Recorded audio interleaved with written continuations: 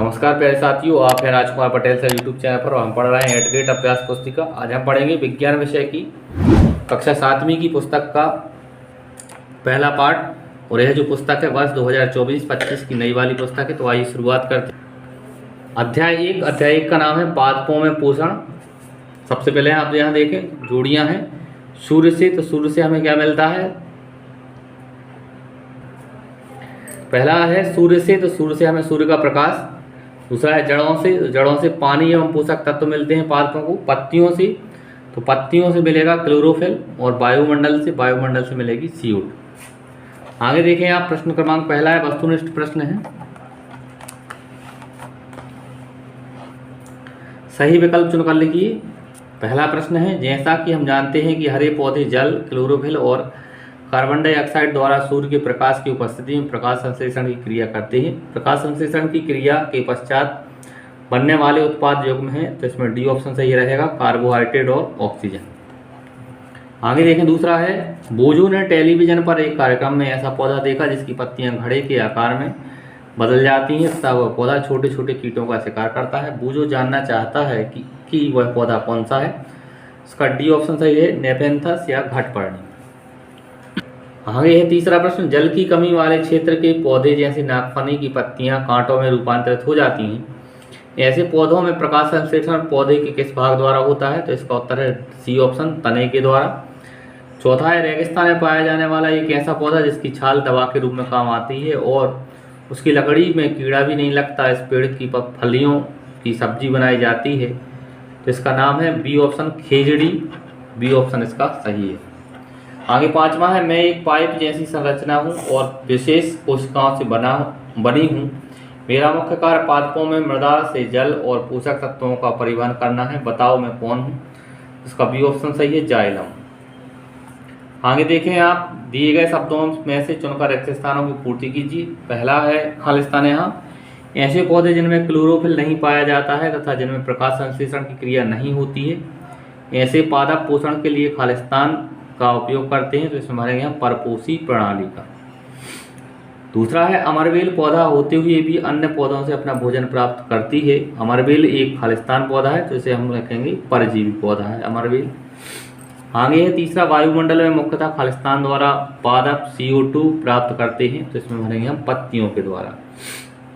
चौथा है, सहजीवी अपना आवास एवं खालिस्तान एक दूसरे के साथ बांटते हैं, तो इसमें भरेंगे हम पोषक।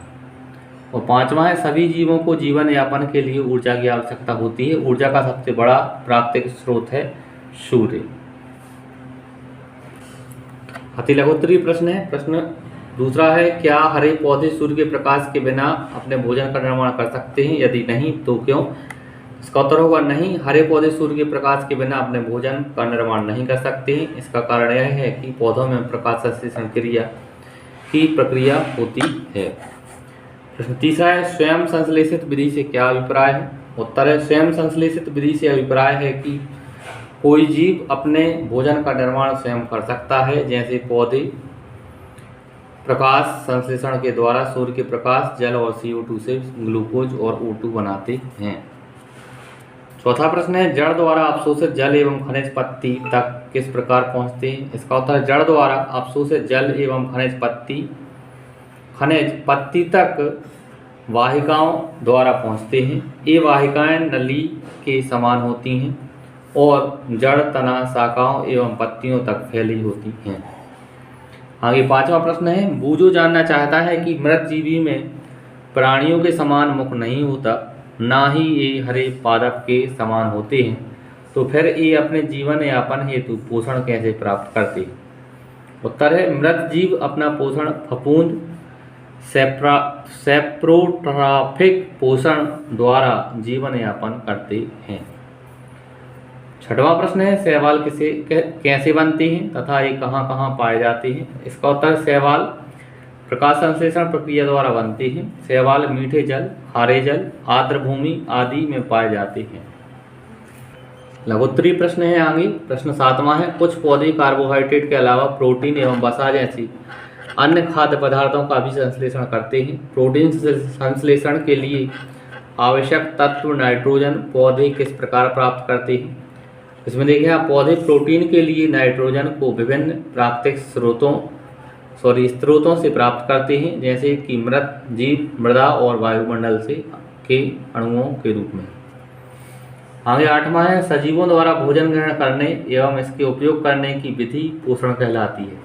पोषण के आधार पर स्वपोषी एवं विषमपोषी को परिभाषित कर उदाहरण दीजिए।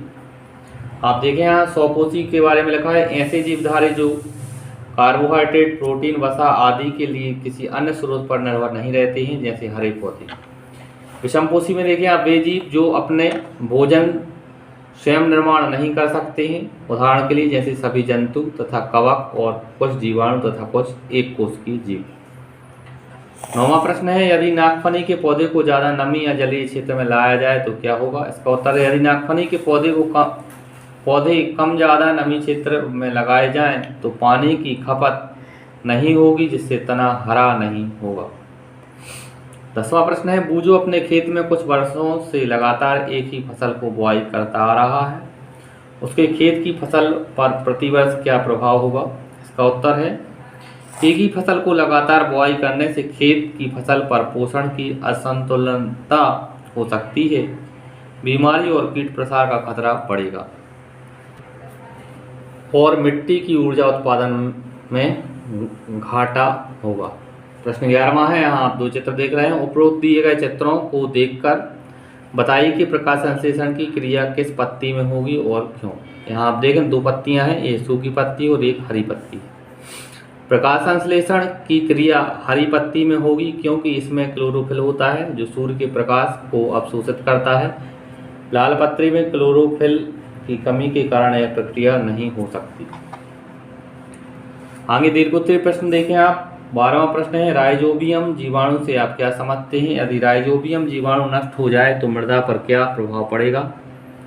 इसका उत्तर है राइजोबियम एक जीवाणु है जो दलहनी पौधों की जड़ों में नाइट्रोजन स्थिरीकरण करता है। राइजोबियम के नष्ट होने पर मृदा में नाइट्रोजन की कमी हो जाएगी, जिससे फसल की उपज घटेगी और उर्वरकों की आवश्यकता बढ़ेगी। आगे है 13वां प्रश्न। 13वें प्रश्न में आप देखें यहाँ 3 चित्र दिए हुए हैं। सूखी ब्रेड का टुकड़ा बंद डिब्बे में, नमीयुक्त ब्रेड बंद डिब्बे में और नमीयुक्त ब्रेड खुले डिब्बे में। आगे देखें उपरोक्त क्रियाकलाप के आधार पर बूझो जानना चाहता है कि किस डिब्बे की ब्रेड में रोएं जैसी संरचनाएं ज़्यादा एवं जल्दी दिखेंगी और क्यों। इसका उत्तर है नमीयुक्त ब्रेड खुले डिब्बे में सबसे जल्दी फफूंद जैसी संरचना दिखेगी।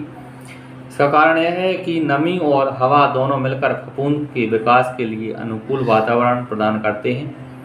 बंद डिब्बे की तुलना में खुले डिब्बे में हवा का संपर्क अधिक होता है, जिससे फफूंद जल्दी पनपती है।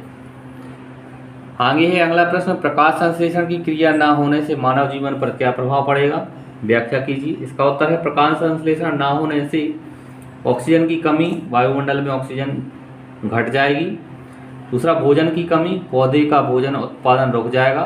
और तीसरा है ग्लोबल वार्मिंग, CO2 का स्तर बढ़ेगा, इससे मानव जीवन पर गंभीर प्रभाव पड़ेंगे।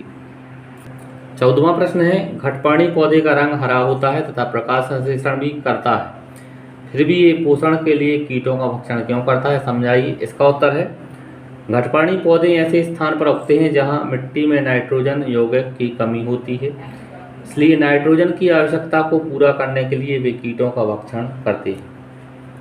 अगला प्रश्न घटपाणी पौधा किस प्रकार कीटों का भक्षण करता है, विस्तार से समझाइए। उत्तर है घटपाणी पौधा कीटों का भक्षण इस प्रकार करता है, यह संरचना पत्तियां पिचर या घड़े जैसी होती हैं। प्रलोभन, पिचर के किनारे मीठा पदार्थ कीटों को आकर्षित करता है। तीसरा है फंसाना, कीट पिचर में गिरकर फिसलन युक्त सतह के कारण बाहर नहीं निकलती। अगला प्रश्न है 15वां प्रश्न और अंतिम प्रश्न है प्रकाश संश्लेषण दर्शाने के लिए व्यवस्था का नामांकित चित्र बनाइए। तो आप यहाँ देखें प्रकाश संश्लेषण को समझाने के लिए हमने चित्र बनाया। यह सूर्य है, सूर्य का प्रकाश, ये हरी पत्तियाँ हैं जिनमें क्लोरोफिल है, यह एक पौधा है और यह फूल और यह ऑक्सीजन और ये CO2। यहाँ जल जड़ों के माध्यम से ऊपर को जाएगा। इस तरह से प्यारे छात्रों इस तरह से हमने साथियों इस पार्ट के प्रश्नोत्तरों को पूरा किया। उम्मीद है आपको वीडियो अच्छा लगेगा। अगर आपको वीडियो अच्छा लगे तो आप हमारे चैनल को सब्सक्राइब करें, वीडियो को लाइक करें। धन्यवाद। जय हिंद, वंदे मातरम।